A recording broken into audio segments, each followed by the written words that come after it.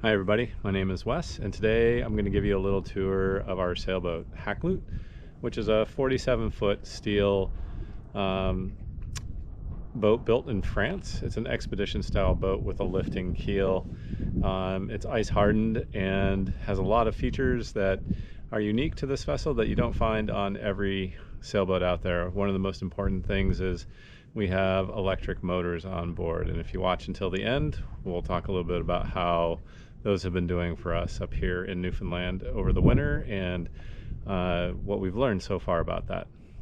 But in the meantime, today we'll give you a tour of Hakluyt and what we did to reconfigure her for expedition style sailing. Thanks for joining. Let's have a look. So when we got the boat, it was pretty much built for kind of, I would say, sort of a hybrid of comfort and expedition style sailing. And I think before that, the boat was actually built out for more of a traditional sailboat interior for comfort's sake. And what I mean by that is the accommodations were sort of put together in a funny fashion, and that is the galley was tucked back underneath the cockpit over here, and there was one double berth over here, and then the V berth was divided into 4 pilot berths. And I think before that, this was actually a berth and a head, and this was a berth, and then the V berth was a traditional full bunk. And so now when we had the opportunity to redo the interior, we went full expedition style interior, and that, what I mean by that is extra storage. And so expedition, at least for us, expedition style sailing means going to remote places for extended periods of time, so not a ton of wharfs or a ton of opportunities to go to the store and pick up stuff. So we have we built everything in here with pretty much the idea of being able to store stuff and have the ability to move around as well. And so everything that's we're about to show you kind of has that in mind, and also has you know, we have to work while we're on the sailboat producing videos and photos and content for our followers, so we wanted ample space on the desk to work. So that's kind of the philosophy behind what we did when we rebuilt everything. So settee area for us, for eating, obviously a big huge library full of books back there for both research and enjoyment. Computer station, another large chart plotter. This is where all the electronics are sort of controlled from. This is all our electronic panel. We ended up adding a couple of shelves for charge station stuff, because we found like trying to charge everything here just really took up all the space, and so we built in some extra charge stuff. And then of course this is where the storage starts, and it's for camera gear, climbing gear, kite surfing gear, kiteboarding gear, ski gear, etc. And also back where the engine used to be, way back underneath here, we added shelving to accommodate additional gear that takes advantage of the absence of a diesel motor. If we need to, we can always take this gear out and put it down here in the dog room, and that can accommodate a person if we have to, but right now the dogs are very comfortable down there. And then of course we have a double berth over here, which Elsky and Edward are enjoying, but that'll accommodate 2 people, and tons of storage in the back there, and then storage along the sides on both sides of that, storage underneath and storage underneath. And then moving a little bit forward, we have the heat center of the boat, and this is where we've done all the drying of our clothing and everything else over the course of the winter. Anytime we got snowed on, rained on, completely soaked, the stove came through and really saved the day. And then on to the galley, and I'll leave that for Judith to explain, and also our garden, our onboard garden. So this is our galley kitchen. Let's start with the stove. It's an electric stove, and we've got 3 fields where we can cook, and there is an oven. There's actually something really good in there. And so I've got all the storage here, and it's full with mason jars and all kinds of stuff we need. Underneath these there is like storage for supplies, like bigger package of lentils and nuts and seeds and all the goodies we eat. And luckily I've got a nice hatch here that Wes built in, so when I cook it's kind of not getting too humid in the kitchen. We have a nice big sink, which I really like. This one is a water filter. It's a Berkey water filter, and this allows us to get water everywhere. Like, we get water from creeks and stuff, and we just put it through here and it's clean water. I'm very happy to have my little garden here. They're wonderful tomatoes. So Dave from Hermitage, if you watch, look how big these tomatoes grew.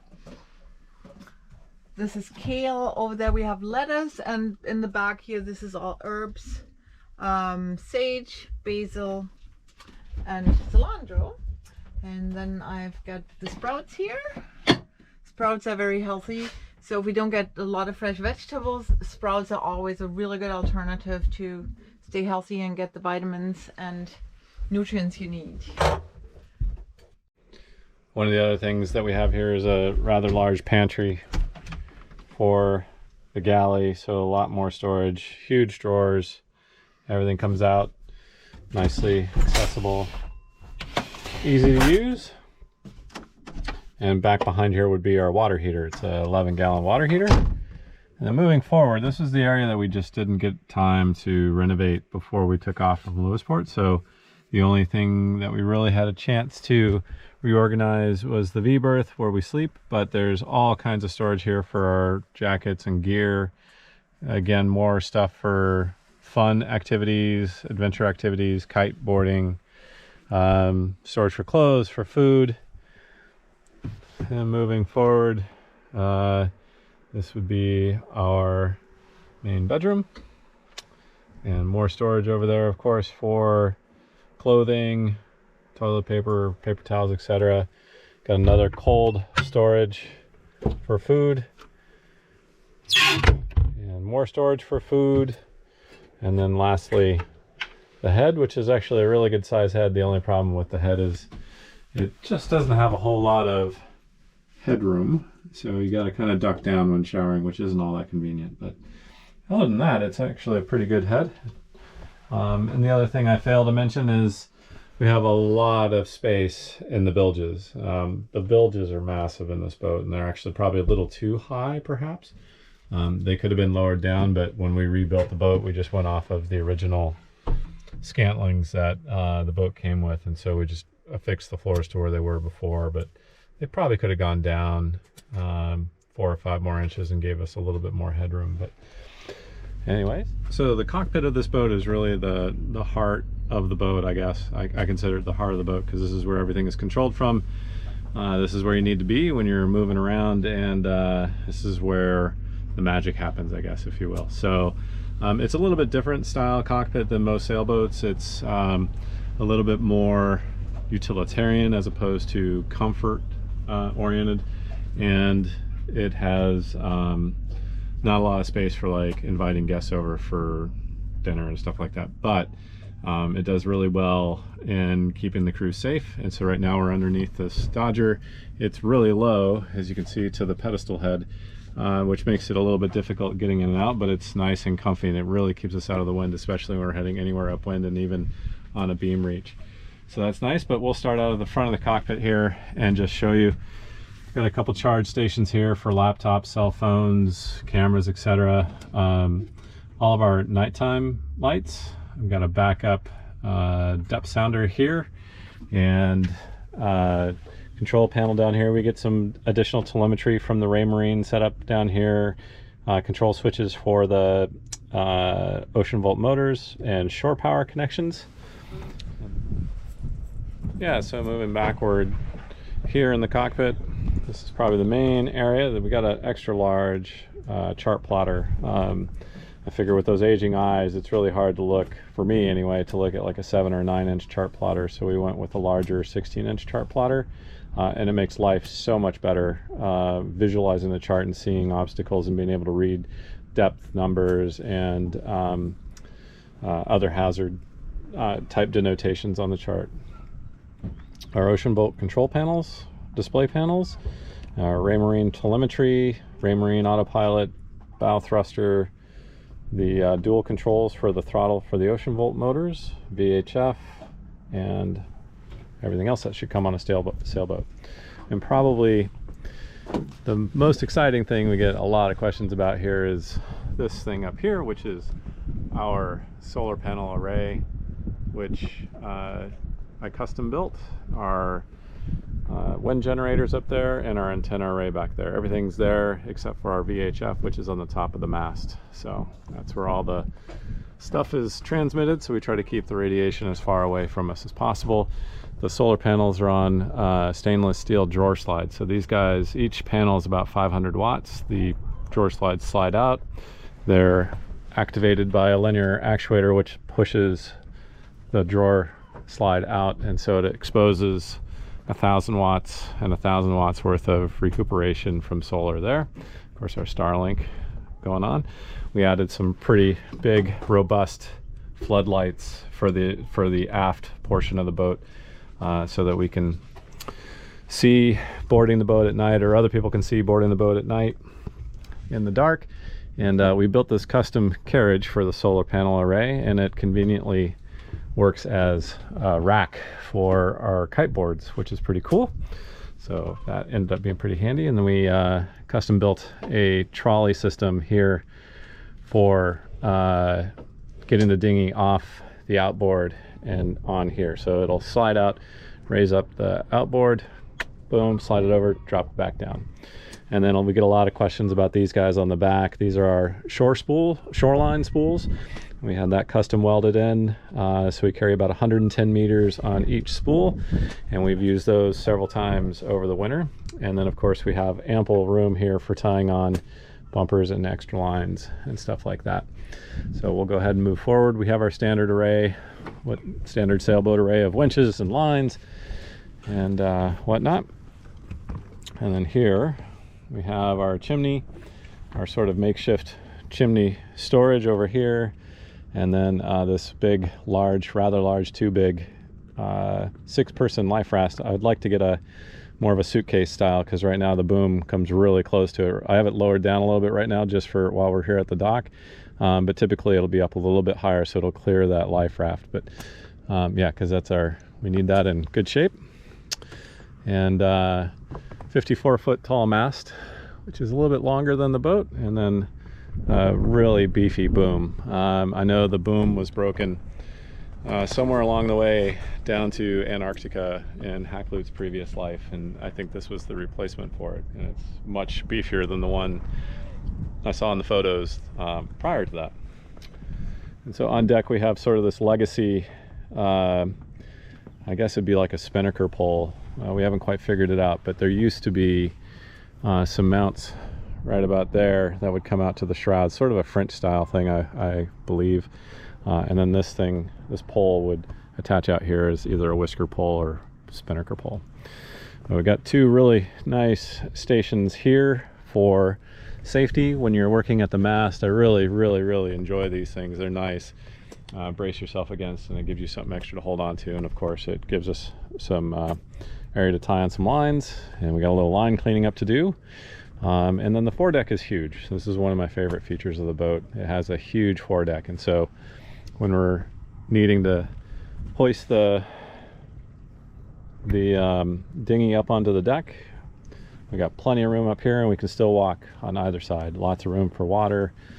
Windlass is pretty standard. It's a pretty beefy windlass, and then we have a massive 75-pound Rockna anchor, which is great, and it's been super bomber. We just added kind of a headlight there, because when you're driving down the road at night, you'd like to see where you're going, and gives us some ample space. Right now the port lights here are covered up because we're here parked at the wharf, and there's big lights that shine down, and it just helps us sleep by keeping these covered up. So these get taken away when we're under sail. And we got massive windows for the cabin, which is nice, lets in plenty of light. And that's pretty much it for the outside.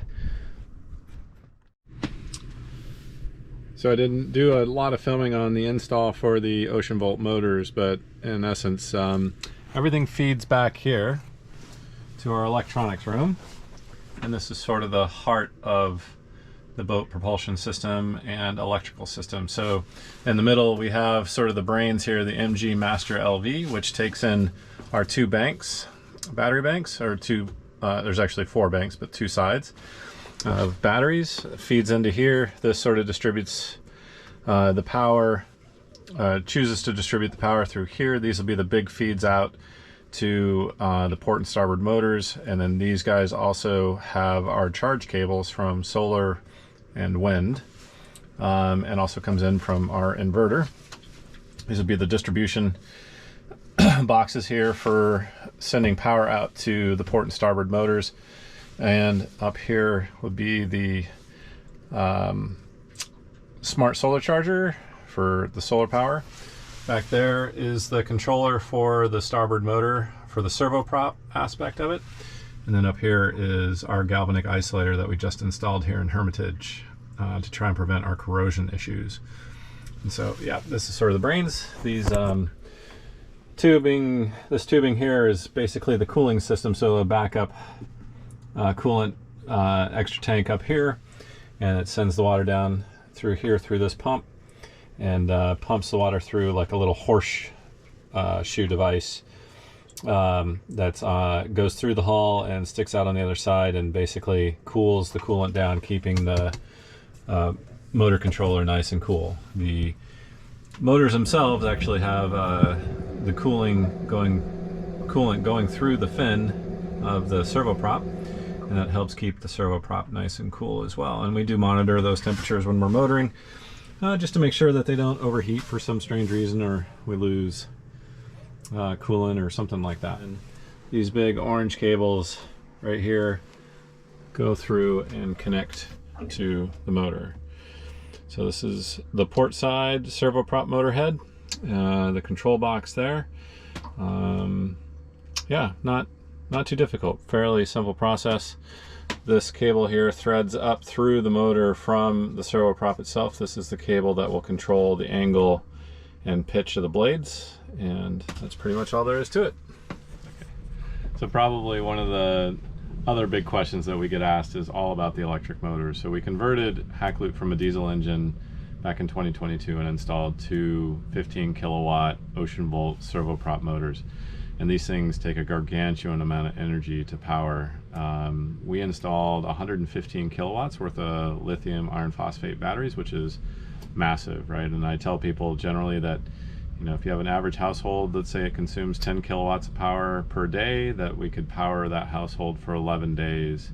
But if we were to run our motors at full capacity, that's 30 kilowatts, and the math is pretty easy. It'd last about 3.5 hours just to run at full throttle. So the ideal objective is to never have to run at full throttle, obviously, and we usually keep it around 1,000 RPMs. And that generally chews up anywhere between, depending on whether or not we're able to sail, we'll chew up between 2 and 5 kilowatts per motor. If we're able to sail, we'll be on the lower end of that spectrum, let's say like motor sailing. And if we're just motoring at 1,000 to 1,200, we'll be upwards of about 5 kilowatts per motor. It just depends on wind and current and stuff, but that's kind of what we've seen as a max.